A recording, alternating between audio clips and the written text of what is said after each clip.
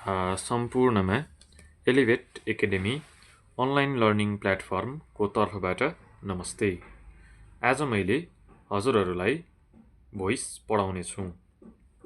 यो भोइसको part 1 video हुनेछ। मैले यो भिडियोमा सरफेसली भोइस के हो र हामीले एक्टिभ भोइसलाई प्यासिभ भोइसमा कसरी कन्भर्ट गर्न सक्छौं भन्ने कुरो चाहिँ तपाईलाई बुझाउनेछु। यता मैले जे कुरो बोल्छु त्यो कुरा लेखेको पनि छु र सक्दो सजिलो भाषामा मैले लेखेको छु। अंग्रेजी बुझ्न गाह्रो हुने भाइ बहिनीहरूले पनि सिनियरहरूले पनि यो भिडियो हेरेर केही आइडिया हुनेछ। यो भिडियोको पार्ट 1 चाहिँ हुनेछ। हेरौँ त, यहाँ लेखिएको छ भोइस। भोइस भनेको के हो त? हेरौँ त, अंग्रेजीमा एक्टिभ कर्त्री र प्यासिभ कर्म गरी दुई प्रकारका भोइसेसहरू छन्। हाम्रा भोइसहरू चाहिँ दुई प्रकारको हुन्छ, एक्टिभ भोइस हुन्छ र प्यासिभ भोइस हुन्छ। हामीले एक्टिभ भोइसलाई नेपालीमा कर्तृवाच्य भन्छौं भने प्यासिभ भोइसलाई नेपालीमा कर्मवाच्य भनिन्छ। त्यस्तै गरी हेरौँ, यता के लेखिएको छ? एक्टिभ भोइसबाट प्यासिभ भोइसमा र प्यासिभ भोइसबाट एक्टिभ भोइसमा बदल्दा निश्चित नियमहरूको पालन गर्नुपर्छ। मैले त्यो सबै नियम र स्ट्रक्चर पनि हजुरहरूलाई पढाउने छु। यो भिडियोमा मैले हजुरलाई सरफेसली कुराहरू मात्रै भन्ने छु।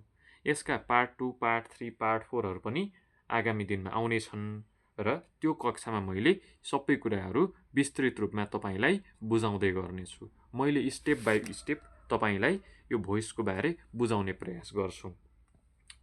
यता पहिलो टपिक रहेको छ the passive voice. Passive voice अर्थात् हामी नेपालीमा त्यसलाई भन्छौं कर्मवाच्य। फ्रम एक्टिभ टु प्यासिभ अर्थात् हामीले एक्टिभ भोइसलाई प्यासिभ भोइसमा बदल्छौं।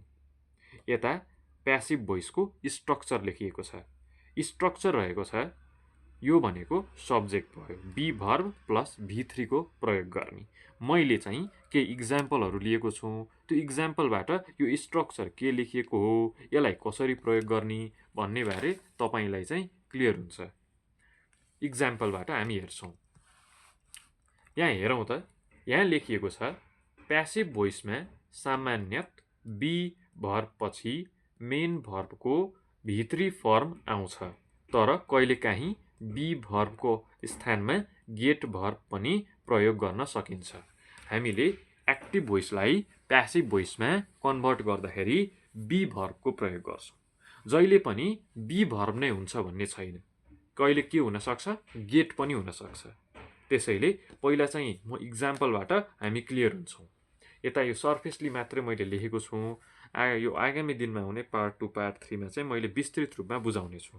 पहिला सरफेसली कुरा अलिकति छर्लङ्ग हामी हेर्यो भने हामीलाई आइडिया हुन्छ, ए यस्तो पो रहेछ भन्ने बुझिन्छ। हेरौँ त, मैले विभिन्न ठाउँहरूमा ए र पी भनेर लेखेको छु।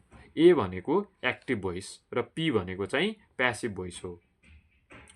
हेरौँ त, पहिलो इक्जाम्पल लिएको छ। पहिलो इक्जाम्पलमा के लेखिएको छ? ए भनेको रहेछ एक्टिभ भोइस। एक्टिभ भोइस रहेछ हरि मेक्स अ टेबल भनेर यहाँ लेखेको छ। हरि मेक्स अ टेबलको हरिले टेबल बनाउँछ। यसको प्यासिभ भोइस के हुन्छ? A table is made by Hari. हरिद्वारा टेबल बनाइन्छ, यो लेखेको छ। हरिद्वारा टेबल बनाइन्छ, हरिले टेबल बनाउँछ, हरिद्वारा टेबल बनाइन्छ, त्यो भन्न खोजेको। अर्को इक्जाम्पल हेरौँ। अर्को इक्जाम्पलबाट क्लियर अझ हुन्छ। Anna is writing a letter. अन्नाले चिठी लेख्दैछ। अब यसको प्यासिभ के हुन्छ? A letter is being written by Anna. अन्नाद्वारा चिठी लेखिँदैछ।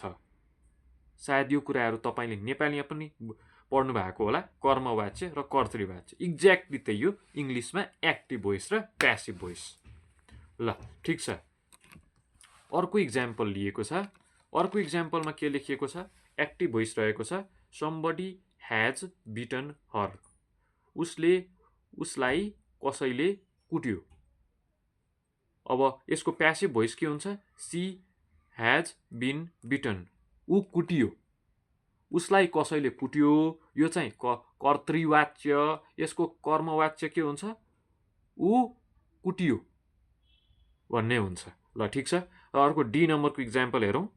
एक्टिभ भोइस रहेको छ राम म्यारिड अन्ना। राम म्यारिड अनिता भनेको छ। रामले अनितासँग बिहा गर्यो। यसको चाहिँ प्यासिभ के हुन्छ? Anita was married to Ram.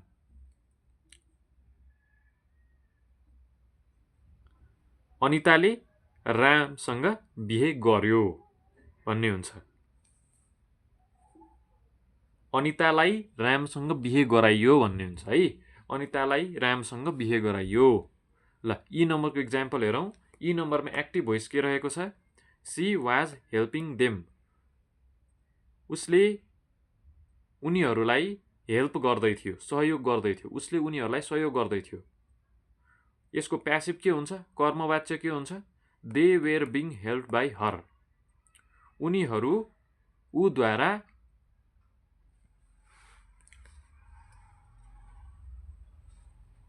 मद्दत पाउँदै थिए भन्नु पर्यो। उनीहरू ऊद्वारा मद्दत पाउँदै थिए। त्यो चाहिँ हामीले बुझ्नुपर्छ। अब यसलाई हरेकलाई म नेपालीमा भन्नु आवश्यक छैन। तपाईँहरूले नेपालीमा बुझ्नु भएकै होला। यो चाहिँ मैले इङ्ग्लिसमा भन्छु। मेरो मुख्य विषय भनेको चाहिँ मैले इङ्ग्लिस पढाउँछु। यहाँ हेर्नुहोस्। ही ह्याड बिटन हर। यसको प्यासिभ के भयो? हामीले कर्तृवाच्य र कर्मवाच्य बुझ्नु पर्यो। त्यही कर्तृवाच्य र कर्मवाच्यलाई हामीले इङ्ग्लिसमा ट्रान्सलेट गर्न सक्नुपर्छ। अब नेपाली सर म्यामले तपाईँले पढाउनु भयो होला त्यो कुराहरू। मैले चाहिँ तपाईँलाई इङ्ग्लिस पढाउँछु। इङ्ग्लिसलाईमा कसरी कन्भर्ट गर्ने हेर्नुहोस् है।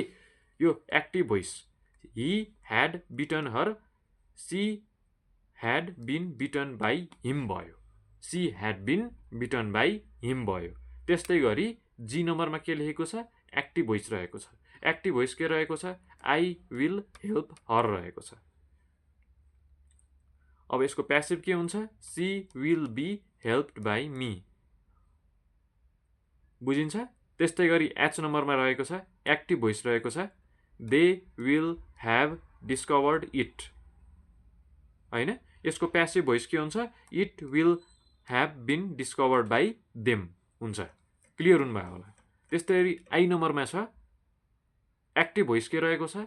C is going to sell her cows. यसको प्यासिभ के हुन्छ? Her cows are going to be sold. यति हुन्छ। त्यस्तै गरी एउटा फाइनल इक्जाम्पल लिएको छ। फाइनल इक्जाम्पल के रहेको छ? जे नम्बरको जन म्यारिड अन्ना।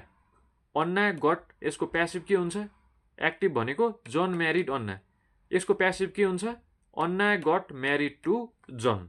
यो चाहिँ हुन्छ। अब बाँकी कुरो हामी अर्को भिडियोमा पढ्छौँ।